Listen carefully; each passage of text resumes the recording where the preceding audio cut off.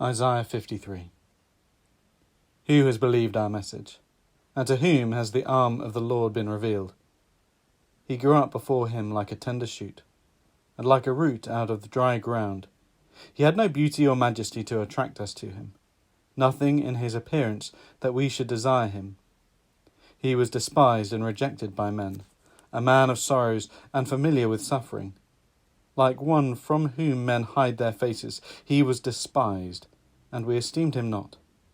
Surely he took up our infirmities and carried our sorrows. Yet we considered him stricken by God, smitten by him and afflicted. But he was pierced for our transgressions. He was crushed for our iniquities. The punishment that brought us peace was upon him, and by his wounds we are healed. We all, like sheep, have gone astray. Each of us has turned to his own way, and the Lord has laid on him the iniquity of us all. He was oppressed and afflicted, yet he did not open his mouth.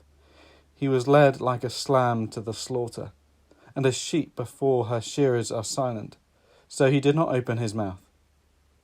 By oppression and judgment he was taken away. Who can speak of his descendants? He was cut off from the land of the living. For the transgressions of my people he was stricken.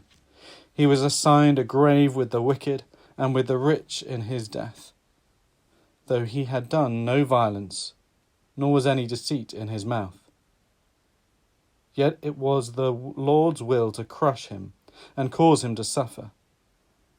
And though the Lord makes his life a guilt offering, he will see his offspring and prolong his days, and the will of the Lord will prosper in his hand.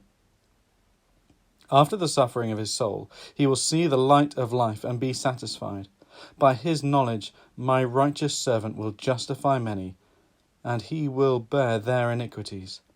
Therefore I will give him a portion among the great, and he will divide the spoils with the strong, because he poured out his life unto death, and was numbered with the transgressions.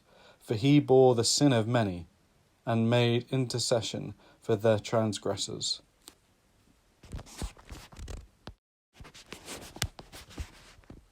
John chapter 19, starting at verse 17. So the soldiers took charge of Jesus, carrying his own cross.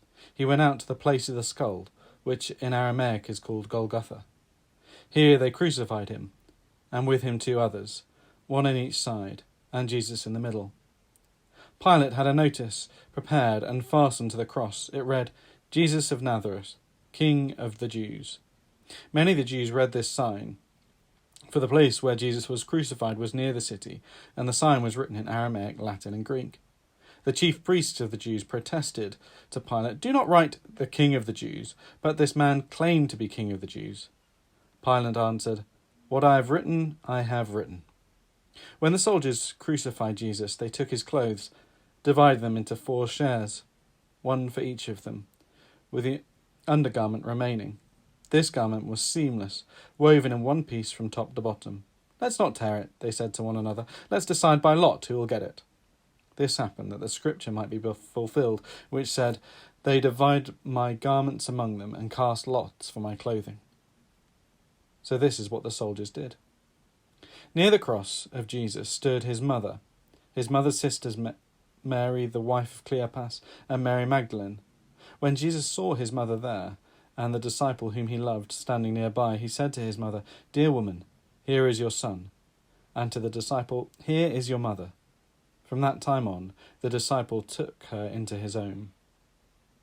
Later, knowing all that was now completed, and so that scripture would be fulfilled, Jesus said, I am thirsty.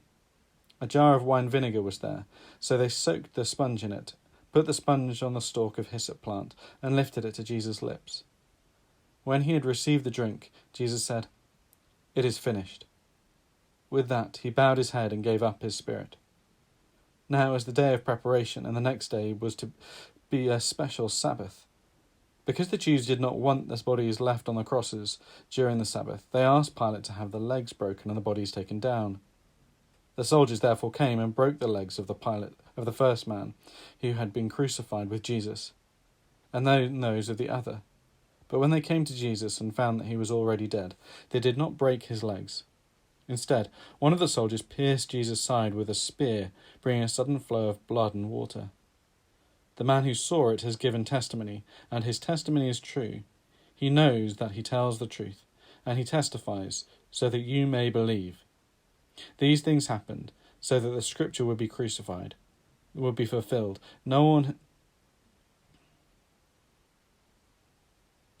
These things happened, so that the scripture would be fulfilled. Not one of his bones will be broken. And, as another scripture says, they will look on the one they have pierced. Later, Joseph of Arimathea asked Pilate for the body of Jesus. Now Joseph was a disciple of Jesus, but secretly because he feared the Jews. With Pilate's permission, he came and took the body away. He was accompanied by Nicodemus, the man who earlier had visited Jesus at night. Nicodemus brought a mixture of myrrh and aloes, about 75 pounds. Taking Jesus' body, the two of them wrapped it with spices and strips of linen. This was in accordance with Jewish burial customs.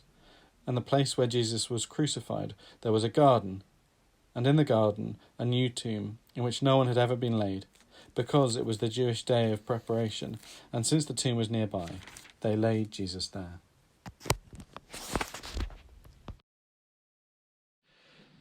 So it's been going through my mind the last few days what it must have been like for Jesus being on the cross. And he, very much unlike me, was a carpenter. You know, wood was something he would have had a real affinity for, not like me, who's clearly not gifted in making beautiful things out of wood. He would have spent almost his entire life learning how to make beautiful things and useful things out of wood. And we're told, remember the story where Jesus visits the temple up with his parents and gets lost. Or doesn't get lost, they lose him on the way home because they don't realise he's still in the temple.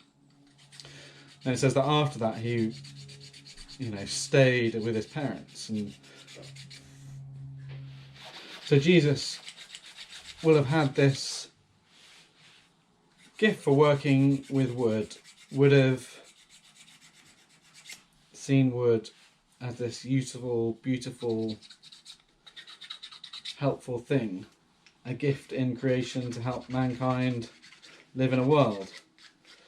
We're sort of slightly distant from the value of wood these days because so often our things are made out of plastic or sort of industrialised woods.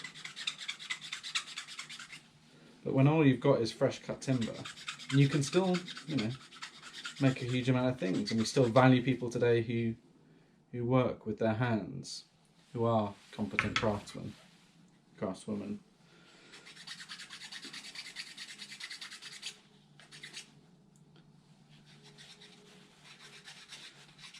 And I think I delight in the idea of Jesus as a worker of fine tools. I appreciate the idea that he knows how to move from the power tool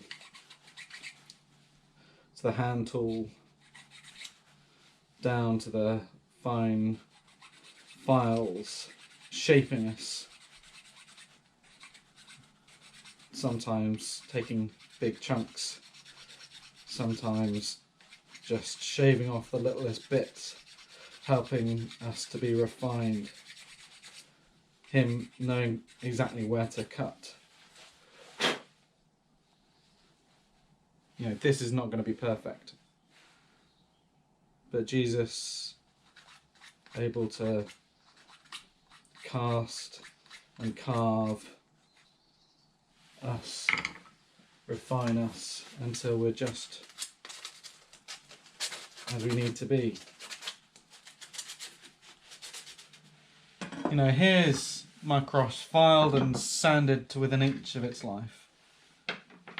And I imagine Jesus on the cross, and he's, been working to try and help his followers, help us be as refined and as knocking off all the rough edges.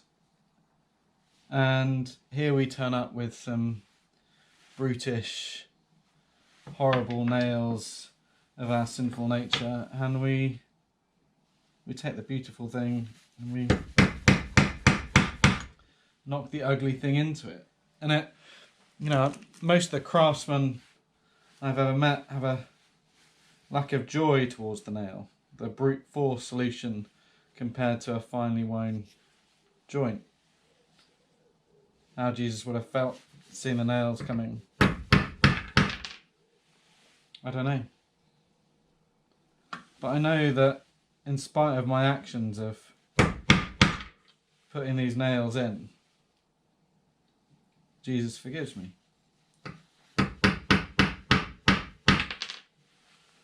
And although I'm going to keep knocking these in, he will continue to forgive me.